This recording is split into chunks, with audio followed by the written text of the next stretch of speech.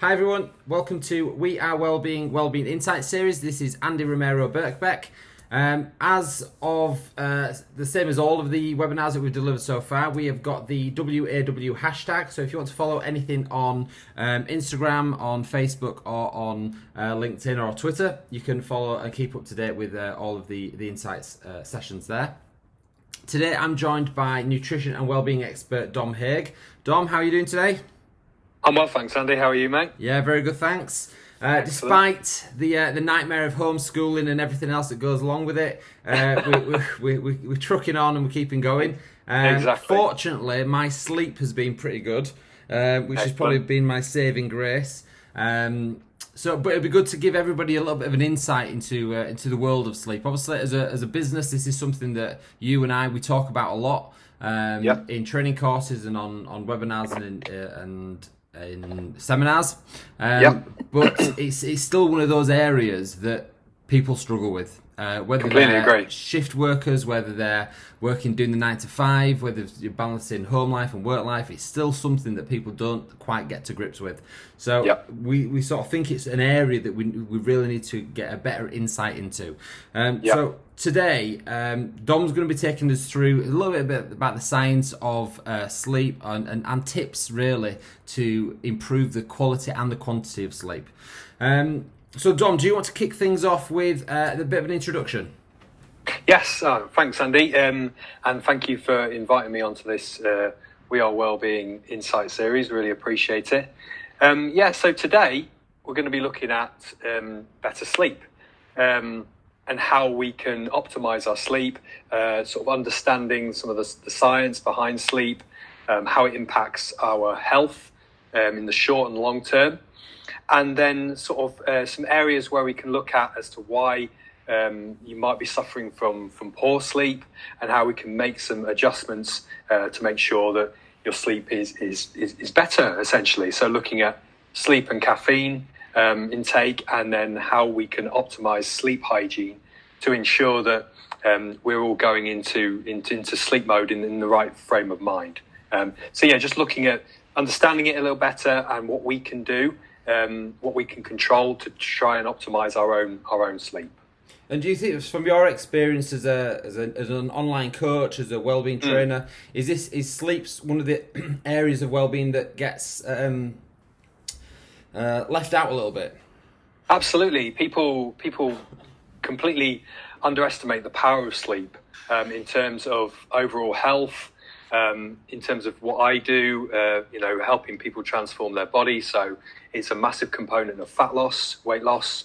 And if people want to build muscle as well, that sleep is when we regenerate, when we grow, all sorts of things. People used to think sleep was such a sort of a dormant time where actually the body is really active. The body and brain is very active at night. Lots of processes going on. So all that we can do to try and optimize it, we need to try and do a lot of the things we can control as well. So it is forgotten about, but it shouldn't be. It should be of paramount importance to everyone to try and make their sleep better if it's really bad. And then even if you think it's good, I think it's always a good idea to try and improve it further if you can. So it needs to be recognized as an importance more, I believe. I think from my point of view, it's one of those areas. Obviously, we talk about a lot of different subjects related to well-being, and well-being is a mammoth subject itself, comprised of all these different components. But I think sleep has to be up there with one of the number one areas that you're going to talk to your employees about. Because if sleep's not good, then productivity and energy levels are going to be struggling. At the start of this year, we went into a university to do a bit of an introduction to wellbeing for their whole academic team, about 250 people, and I just asked some simple questions on sleep to open up this talk. And we asked, everybody, put your hands up if you struggle to get to sleep, and about half the people put their hands up in this room. All these employees. And then we asked, do you have broken sleep? And even more hands went up. And then we asked, do you wake up feeling tired and unrefreshed? And even more hands went up. And then finally we asked, do you get tired or feel lethargic throughout the day? and probably about 2/3 of every single employee, or about 2/3 of them, hands went up. And it doesn't take a genius to figure out that this has to be a crucial area of well-being at work. Absolutely, completely agree. It feeds into all sorts of other areas as well as part of well-being, and I think employees need to be made aware of the importance of it. So I think it's it's a vital importance to focus on it more and make people aware as to the things that they can do, which are all controllable, simple steps that they can take to improve, essentially. Well, shall we take a look at the science to start off with? Absolutely, let's crack on. Yeah. Okay, so sleep science. So essentially, there are two sleep types. There's non-REM sleep, and then there's REM sleep. And within this, there's 4 sleep stages. So there's non-REM stage 1, 2, and then 3 and 4, and REM sleep. And we tend to go through about 3 to 5 cycles per night. Within those cycles, we're going to kind of come on to in the next slide or so. We're going to come and look at how they go across the night. There's 2 hormones that control and govern our sleep-wake cycle: melatonin and cortisol. So melatonin is known as the sleep hormone, and cortisol is the stress hormone. So cortisol is very high first thing in the morning, because that's what wakes us up. And then over the course of the day, it sort of peaks up and down a little bit as we eat. But as the day moves on, our melatonin levels start to rise, and obviously we want melatonin production to be higher in the evening. Obviously, as we're winding down, getting ready for sleep. Melatonin levels are highly affected by the darkness and light, and it's produced in the pineal gland in the brain, and also in the retina, in the eye, and in the gastrointestinal system. So we want to try and promote melatonin production as much as possible. So what happens is in the evening, melatonin starts to be released by the pineal gland. And it's sort of released into the body, and it's turned into, converted into serotonin, and which is turned into melatonin. There's something in the brain called the suprachiasmatic nucleus, which is like our internal master clock. Can you spell that for me, Dom? Sorry, say that again? Can you spell that for us? Can I spell that? I could give it a good try, but it would probably be wrong. I could barely say it. That's what I thought. But yeah, so at the beginning of the night, the body produces something called norepinephrine, which signals to the pineal gland to convert built-up serotonin into melatonin. And then this nucleus releases melatonin and attaches to the suprachiasmatic nucleus. So then you're hopefully releasing all of this melatonin, which is going to promote better and more restful sleep. So we'll see if you move on to so we've got here. So this goes through all the different stages. So we've got stage 1, which is light transitional sleep. So we start to feel a little bit drowsy, our heart rate and blood pressure, eye movements start to slow, and muscles start to relax. That's kind of like the first 5 to 10 minutes of sleep. Then we have stage 2.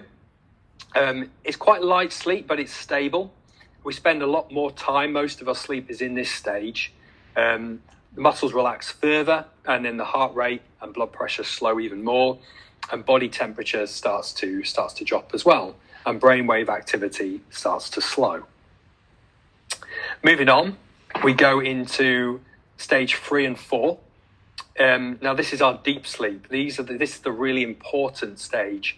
And it only accounts for about 5 to 10% of total sleep time.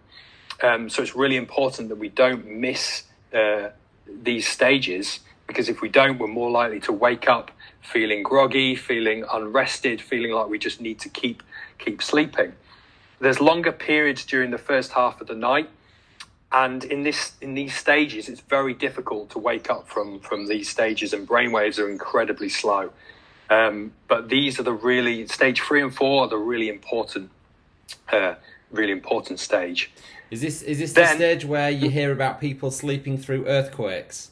Yes, yeah, absolutely. Yeah, that is, it's incredibly hard to wake somebody up from this stage. I mean, if you do wake up, you'll feel very, very groggy. And that's where, when people suggest power naps, that's why they suggest that you keep power naps to, minimum of sort of 20 to 30 minutes, because that way you're still in stage 2. Whereas if you move into stage 3 or 4, if you have a nap for an hour, you're more likely to potentially wake up in stage 3 or 4, and you wake up not knowing who you are, what time of day, what day it is, and you just feel terrible. So that's why they talk about power naps being short, so that you wake up in stage 2. Interesting. So then after stage 3 and 4, we move back round. So the first occurrence of REM sleep, which is rapid eye movement, this is the dream sleep stage. First occurrence is about sort of 90 minutes after falling asleep, and a sleep cycle roughly takes between 90 to 110, 120 minutes. There's lots of eye movement here. Brainwave activity is incredibly high. Your blood pressure and your heart rate goes up. Body temperature comes up a little bit. And this is obviously where we're dreaming. Within this phase, your muscles are paralyzed, because that's to stop us acting out our dreams, essentially. But it has been known that people wake up within this stage, it hasn't happened to me personally, but I can imagine that would be quite frightening, waking up in that stage and not being able to move. I wouldn't like that to happen, really. So you can see on the right of the screen here, that's kind of how it just moves through in a cycle. NREM 1, 2, 3 and 4, then REM sleep, and then we sort of move back through as we go on through the night. And this is just another demonstration of how we move through the course of a night. So you've got those 8 hours there at the bottom, and you can see we start from awake, we move through all those different stages, come back up into REM, and then go back down. And again, it's roughly around 3 to 5 cycles per night. And you can see that those the cycles earlier on in the night, we tend to spend longer in that stage 3 and 4. So it's really important to get to bed at a decent time, to make use of those longer periods at the beginning of the night. Can also see there, Dom, that the REM is a little bit longer in the early hours of the morning. Yeah, that's quite common. That's why we sort of tend to remember our dreams, because the REM stage is a little bit longer later into the night. So often when you wake up is the prime time to sort of remember. Not everybody remembers their dreams, but that's when that's why you remember them, because obviously that dream sleep is a little bit longer later into the night. So you might just be waking up around sort of 6, 7 o'clock, and you suddenly remember, oh yeah, that's what I dreamt about last night, because it's those REM stages are a little bit longer. I know, just in the midst of the coronavirus, a lot of people have been reporting quite unusual dreams, let's say, quite vivid dreams, just as a result of experiencing these difficult times and these the lockdown experience and sort of the huge change that people have experienced over the last sort of 4 or 5 weeks. So yes, that's quite interesting to see that people's dreams have actually changed and become more unusual over the past few weeks.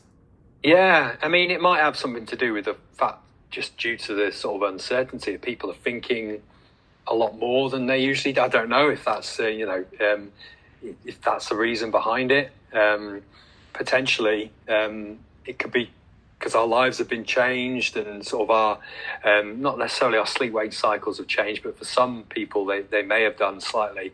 Probably maybe related to the stress factor. Quite possibly, yeah, absolutely, yeah. It's making sort of dreams more vivid, because people are maybe more stressed and having difficulty controlling that, and that's potentially having an impact on their sleep. Hopefully, it's not meaning that they get less stage 3 and 4, but yeah, sleep is a complicated thing, no, so it's interesting. It's interesting to hear that. I think what's interesting with the whole study around sleep is even the academics at the forefront of sleep research put their hands up to say that we still don't know why we need sleep. The fundamental reasons why we need sleep have not yet been discovered yet. We understand a lot of the benefits of sleep, but we really don't understand why human beings and animals need sleep in the first place. But without a doubt, we know that there's obviously a lot of associations of ill health associated with that, with poor sleep. So let's take a look at sleep and health next. Yeah. Okay, so there's various things which happens to your health if you suffer from sleep deprivation, either acute or chronic. One of the biggest things, and something that's quite topical at the minute, is it decreases the effectiveness of your immune system. So when you sleep, you produce something called cytokines, which are a protein that target infection and inflammation. So they essentially destroy pathogens. So the less sleep you have, the more sleep deprivation you suffer from, the less cytokines you're going to produce, which is something you definitely don't want to happen. You also, one of your defense cells called lymphocytes actually decrease as well, with the more sleep deprivation you have, which means your antibody response will drop. So when we sleep, we release immunostimulatory hormones, growth hormone and prolactin. So again, these are really important things that we keep on top of. So moving on, looking at weight. Okay, so lack of sleep can lead to a decrease in your insulin sensitivity and an increase in ghrelin.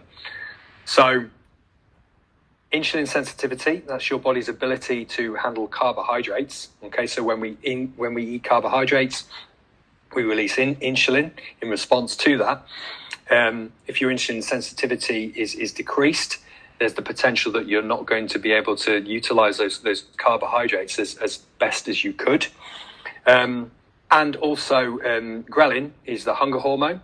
So an increase in ghrelin potentially will make you more hungry the next day, being sleep deprived. And you'll also see a decrease in leptin, which is the appetite suppressant hormone. So obviously more hungry, bigger appetite can potentially lead to overeating in the short and long term.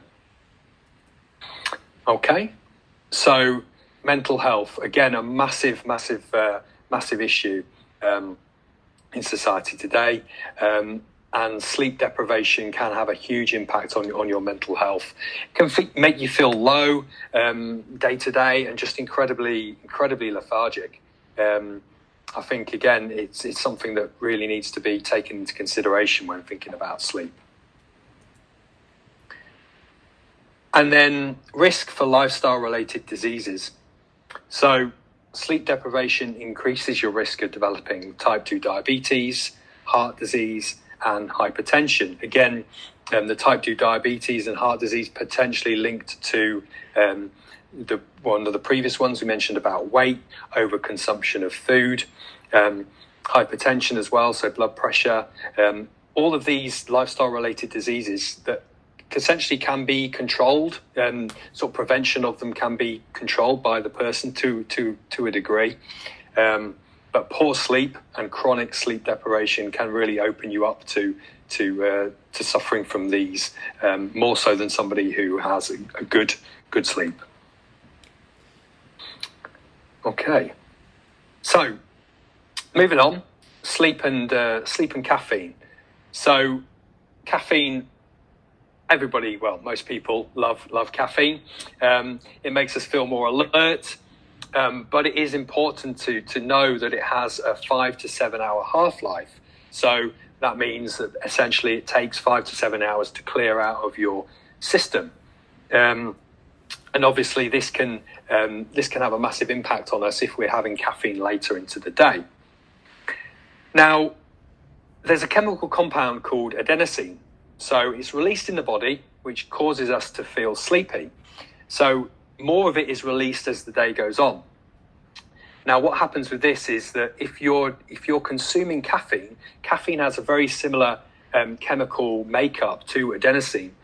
So caffeine molecules will attach to adenosine receptors in the brain, which then blocks adenosine from attaching to those receptors.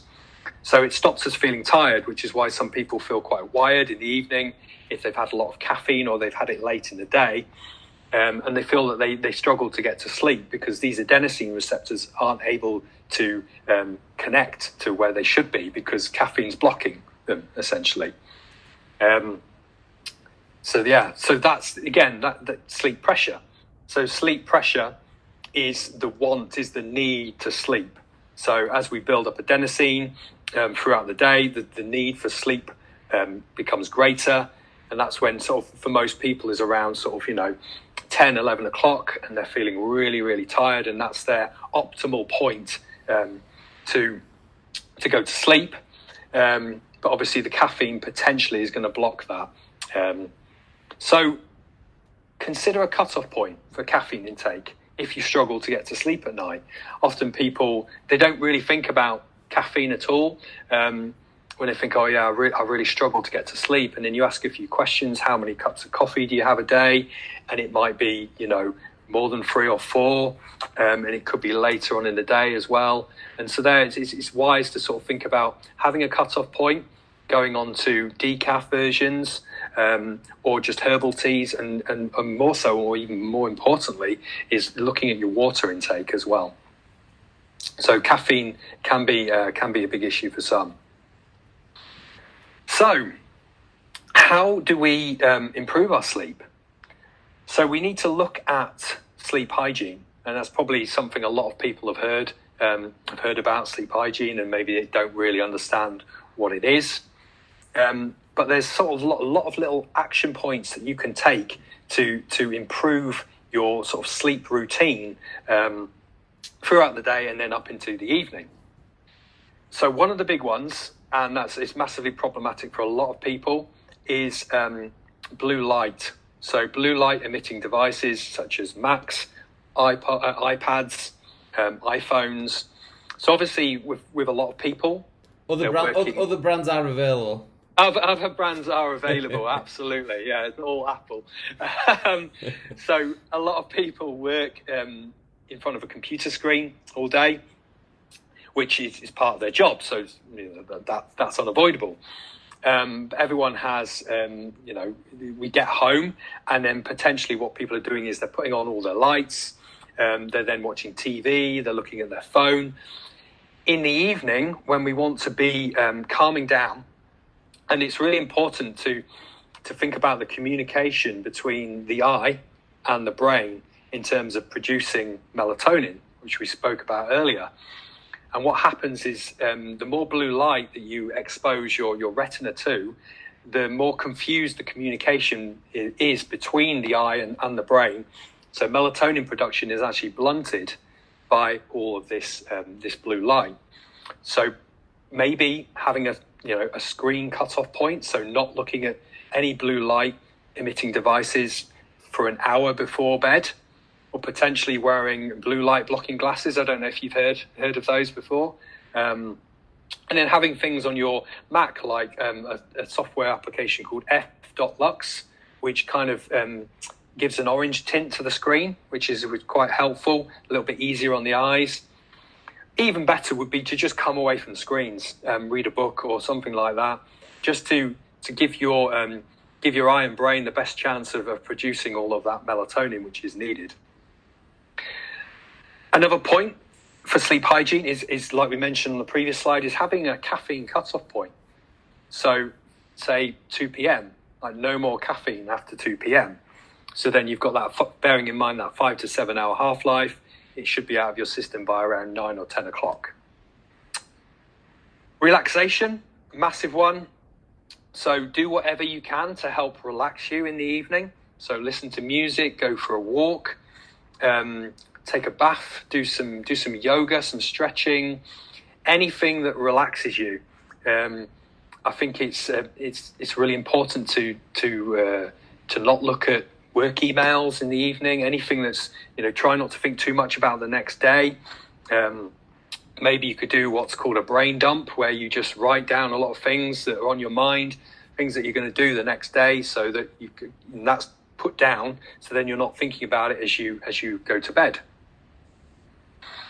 Another one to look at is natural light. So you want to try and get as much natural light as you can in the day.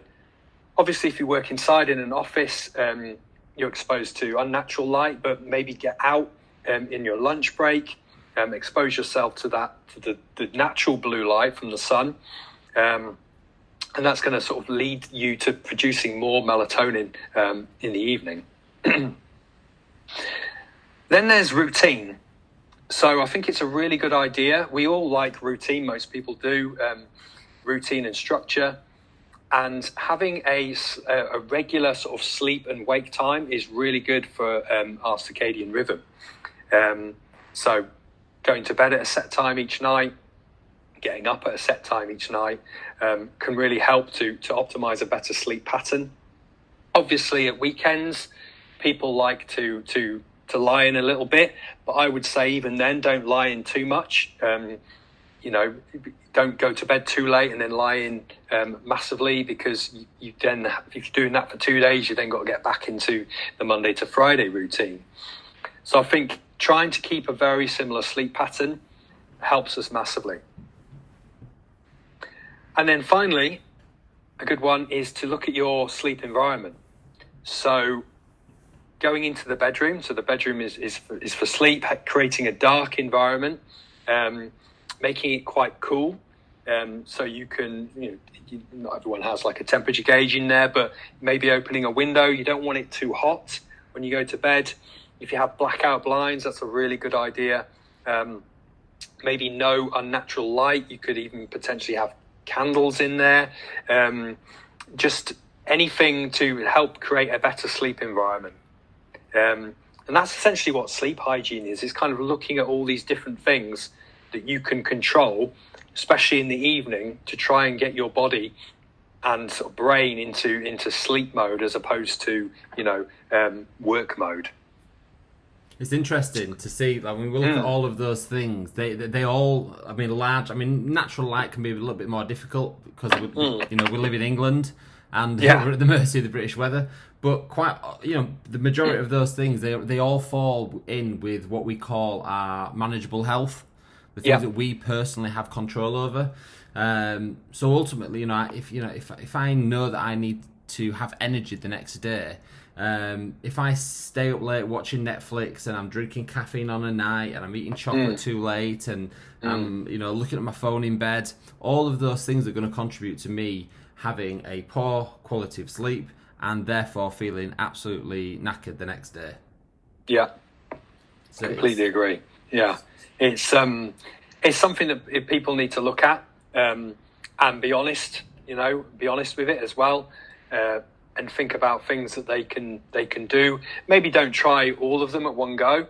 There's obviously doing too many things, making too many changes to routines can become quite daunting. But little steps, do one, nail that, move on to the next one.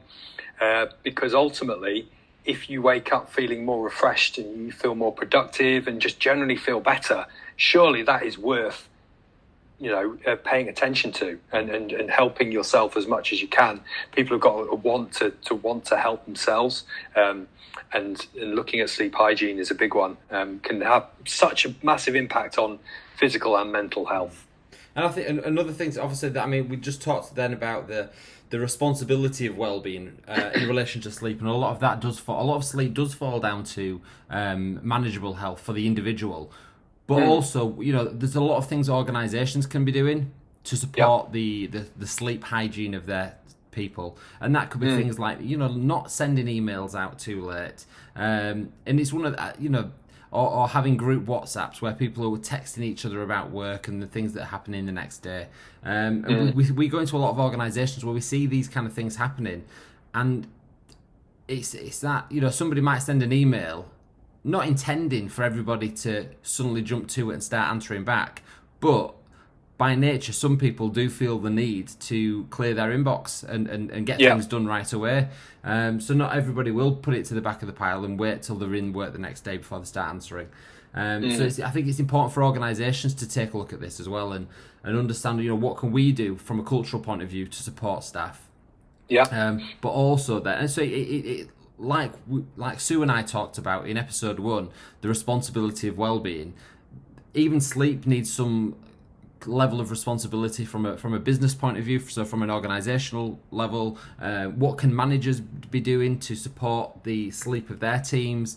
That could come down to communications and expectations for when people are at home or on weekends or on time off. And then the other level is obviously the responsibility of the individual. So it's interesting to see both sides. Absolutely. So just kind of summarising now then, Dom. Yeah, absolutely. Okay, so going over what we just talked about. So sleep has 2 types. You've got your non-REM sleep and your REM sleep, and it has 4 sleep stages. Most important being stage 3 and 4. There we go. Important for body and mind restoration. This is where we restore ourselves for the next day. Quality of sleep impacts your immunity, weight management, body composition, mental health, and protection from disease. So it's really important to focus on that quality if you can't get the quantity in. Too much caffeine can negatively impact the quality and quantity of your sleep. So thinking about putting a cap on your caffeine if you think you drink too much, cutting it down by a cup a day, moving on to decaf, all of these things can really have a positive impact. Practicing good sleep hygiene can have a positive impact on your sleep. So looking at those 6 points we touched on, again, very easily controllable things which you can do. And if they have a positive impact on your sleep, I definitely think they are worth focusing on. And finally, as a general summary, prioritize good sleep. Your body and mind will absolutely thank you for it. Thank you, Dom. Thank you, Andy. Thanks again for inviting me on to this series. And really thank you, listeners. So if you're tuning in, hopefully you're getting something out of these insight series that we've been putting together for you. Obviously, we've got 12 in total. So if you have any questions, if you want any information about any of the content, or if you've got a question for me or Dom or any of the other trainers that have been delivering these subjects, feel free to get in touch with us via social media. So we are at WA Wellbeing on Twitter, and I think it's the same on Facebook and on LinkedIn and Instagram. That's all of them. We obviously the website is wearewellbeing.co.uk. So if you're watching this, you should be on the website anyway. So feel free to have a click through and have a wander around. If you do have any direct questions, you can send them to hello@wearewellbeing.co.uk. So Dom, thanks again. Thanks, Andy. No worries. Right, and take care. Thank you, mate, and you. Sleep tight. There you go.